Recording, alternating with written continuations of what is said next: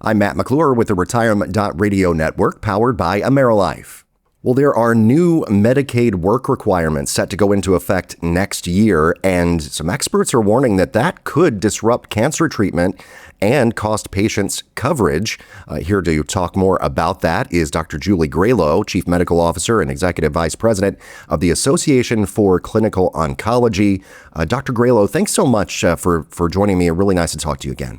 Thanks for having me, Matt. Talk first of all, if you will, about these Medicaid work requirements. As far as I understand it, it's starting in January of 2027, as I mentioned, that adults ages 19 to 64 are going to be required to work or participate in qualifying community engagement activities at least 80 hours a month to maintain Medicaid coverage. Talk about that and its potential impact. With the 80 hours a week, there are exemptions that you can do. And there have been exemptions in place for a while, work exemptions. They're now moving them to not just once a year that you have to prove that you really can't work, but twice a year. So twice as many opportunities for administrative snafus, paperwork not getting in. But also, in addition to just proving that you have a diagnosis that would qualify you, like cancer, the states are obligated to prove back to the federal government again that they're recording why the person can't work. What is the actual issue? Prove that just because they have a cancer diagnosis and they're on chemo, what is it that's preventing them from being able to do this 80 hours a week of work? 80 hours a month of work. And so you can't just self-report anymore that you have cancer. You're obligated to demonstrate what it is preventing you from work. And now, also new, your healthcare team has to submit and document and prove. That's another burden on the care providers. It's taking away time from caring for our patients with cancer. Wow. Yeah, it sounds like there are just a lot of hoops to jump through. And I mean, that is, if I'm understanding, I mean, that is kind of the crux of why it could really negatively impact cancer patients, especially those who are in, as you said, like, active treatment, undergoing chemo, undergoing, maybe radiation or whatever other immunotherapy, whatever other treatments they have to undergo. Just making them and their care teams jump through all these hoops could really have a big negative impact. We're viewing this as being potentially life-threatening for people with cancer. Any gap in their coverage could result in treatment delays, or if they don't delay the treatment, out-of-pocket expenses because they weren't covered during a chemo cycle. That could result in worse survival outcomes. And not because they aren't eligible for this waiver, this exemption for the work requirements, but because the paperwork hasn't been processed correctly.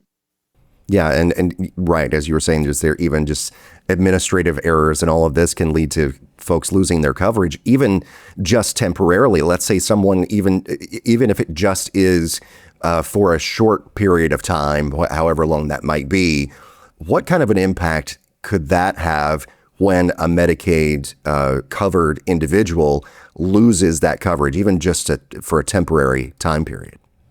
Well, if they know they've lost the coverage, they're going to delay their treatment. They're not going to maybe pick up their next prescription. And that right there, those gaps can really impact the curability of the cancer.